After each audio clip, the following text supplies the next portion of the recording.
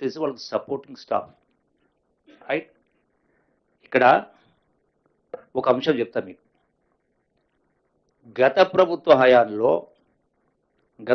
హయాంలో ఈ యొక్క లిక్కర్ బాటిల్స్ పైన ఉండేటువంటి క్యాప్ అనేటువంటి హోలోగ్రామ్స్ ఏవైతే ఉంటాయో అది 2013లో అంటే 21 ఆగస్టు 2013లో ఒక కంపెనీకి ఆ హోలోగ్రామ్స్ కాంట్రాక్ట్ ఇచ్చిండ్రు. 2014లో వచ్చినటువంటి టీఆర్ఎస్ ప్రభుత్వం 1వ తారీఖు జూలై 2014 నుంచి 2019 వరకు అదే కంపెనీకి అగ్రిమెంట్ చేసి కంటిన్యూ చేసిండ్రు. 2019లో అగ్రిమెంట్ టర్మ్ అయిపోయింది. ఆ తదనంతరం అంటే 2019 నుంచి 2023 ఈ ప్రభుత్వం వచ్చే నాటికి నామినేషన్ పైన ప్రతి సంవత్సరం ఎక్స్టెన్షన్ ఇచ్చుకుంటూ పోయిన టెండర్ పిలవకుండా. ఎప్పుడైతే నా దృష్టికి నేను మంత్రి అయిన తర్వాత నా దృష్టికి రాగానే 2 మాసాలకే అధికారుల సమీక్షలో స్పష్టంగా చెప్పిన నామినేషన్ ఎట్లా ఇస్తారు, అసలు వాళ్ళు ఎట్లా ఇచ్చిండ్రు, బుద్ధి ఉందా లేదా, 5 సంవత్సరాల పాటు నామినేషన్ ఇస్తారా, సంవత్సరానికి 40 కోట్ల రూపాయల కాంట్రాక్ట్, అది నామినేషన్ ఎట్లా ఇస్తారు, ఎందుకు టెండర్ పిలవలేదు. సో కాబట్టి ఇమ్మీడియట్గా దానిపైన చర్యలు తీసుకోమని 2 సమీక్షలు చెప్పడం జరిగింది. సమీక్షల్లో చెప్పిన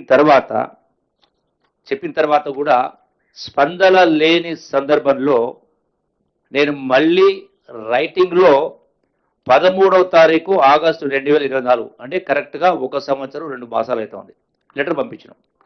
తర్వాత 24 సెప్టెంబర్ 2024లో మళ్ళీ నోటు పంపించినాం ఎందుకు చేయట్లేదని. మళ్ళీ 27 సెప్టెంబర్ 2024లో మళ్ళీ కూడా నోటు పంపించినాం. అట్లాగే 17 అక్టోబర్ 2024లో మళ్ళీ కూడా వాళ్లకు నోటు పంపించి రిమైండర్ పంపించినాం. మళ్ళీ 9th డిసెంబర్ 2024లో కూడా పంపడం జరిగింది. అంటే ఏమని చెప్పినాం, ఏదైతే ప్రపంచంలో బెస్ట్ టెక్నాలజీ అవుతుందో ఆ టెక్నాలజీని ఐడెంటిఫై చేసి expression of interest EOI expression of interest చేసి టెక్నాలజీ ఐడెంటిఫై చేసి ఆ టెక్నాలజీ ప్రకారం టెండర్ పిలువండి అన్నాం. దానికి సంబంధించి ఆ కమిటీ ఏర్పాటు చేయడం జరిగింది. ఆ కమిటీకి చైర్మన్గా ప్రిన్సిపల్ సెక్రటరీ రిజ్వీని ఏర్పాటు చేసినాం. అంటే దగ్గర ఆల్మోస్ట్ 1 సంవత్సరం 4 మాసాలు 3 మాసాలు అవుతా ఉంది. కమిటీ చేసిన తర్వాత కమిటీ మీటింగ్లో పెట్టలేవాడు, కాలయాపన చేసిండు. నా నోట్స్ రెగ్యులర్గా పోయిన తర్వాత 4-5 పర్యాలు రిమైండర్స్ నోట్స్ ఇచ్చిన తర్వాత అంటే ఆదేశాలు, మంత్రిగా నా బాధ్యత. ఆదేశాలు ఇచ్చిన తర్వాత వాళ్ళు స్పందించలే. చివరికి స్పందించి వాళ్ళు ఏదో ఎక్స్ప్రెషన్ ఆఫ్ ఇంట్రెస్ట్ ఒక టెండర్ పిలిచింది. ఆ టెండర్కు స్పందనగా సుమారుగా 23-4 అప్లికేషన్ వచ్చినాయి. వచ్చి కూడా సుమారుగా 4-5 మాసాల పైన దాటిపోయింది. 4-5 మాసాలు దాటిన తర్వాత కూడా వాళ్ళు ప్రజెంటేషన్ ఇవ్వాలా, వాళ్ళు ప్రజెంట్ టెక్నాలజీలో కంప్యూటర్ పెట్టి మాది ఇది అని ఇవ్వాలా. ఇప్పటి వరకు ఆ కార్యక్రమం మొదలు పెట్టలే. అంటే ప్రభుత్వం అంటే మంత్రి అంటే ప్రభుత్వం, చట్టం ప్రకారం యాక్ట్ ప్రకారం రూల్స్ ప్రకారం డైరెక్షన్ ఇచ్చి ఆదేశాలు ఇచ్చిన తర్వాత స్పందించకపోయిన సందర్భంలో దీనివల్ల గతంలో మనం చూసినాం. గత ప్రభుత్వ హయాంలో ఈ హోలోగ్రామ్స్ అనేది కరెక్టా బోగసా అక్కడక్కడ దొంగతనం చాలా దొరుకుతా ఉన్నాయి. సో ఈ లోగోస్ కూడా అనే కింద. సో మీరు స్పీడప్, దీనివల్ల ప్రభుత్వానికి ఆర్థికంగా నష్టం జరుగుతుంది, ఎందుకు ఆలోచన చేస్తామని చెప్పిన ఇన్ని సందర్భాలు చెప్పిన తర్వాత కూడా ఈనాటికి కూడా చర్యలు తీసుకొని కారణంగా ట్రాన్స్పరెంట్గా చేయమని చెప్పినాం. దానికి కమిటీ చైర్మన్ ఆయన్నే. నేను అన్నారు కదా, కేటీఆర్ మాట్లాడుతూ ఇంకొకరు మాట్లాడుతూ అది నిజాయితీ గల అధికారి అని. మన నిజాయితీ గల అధికారికే నేను ఇచ్చిన కదా చైర్మన్గా, అతను వద్దని చెప్పలేదు కదా, అతనే చేసిన కదా. అతను చేయమంటే అతను ఫైల్ పంపించి మళ్ళీ వేరే ఫైల్ పంపిస్తే నువ్వే ఉండాలయ్యా బాబు, కమిటీ చైర్మన్ నువ్వే ఉండాలని చెప్పి అతనికి ఆ విధంగా ఇచ్చిన తర్వాత చేయలే.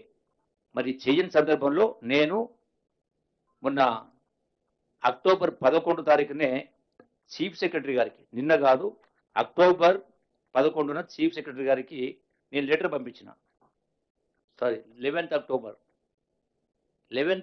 చీఫ్ సెక్రటరీ గారికి లెటర్ పంపించినాం. దీంతో పాటుగా ఇదొక అంశం.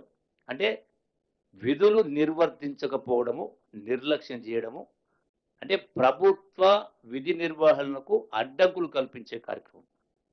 దీనిలో ఇది ఇదొక అంశం. రెండవది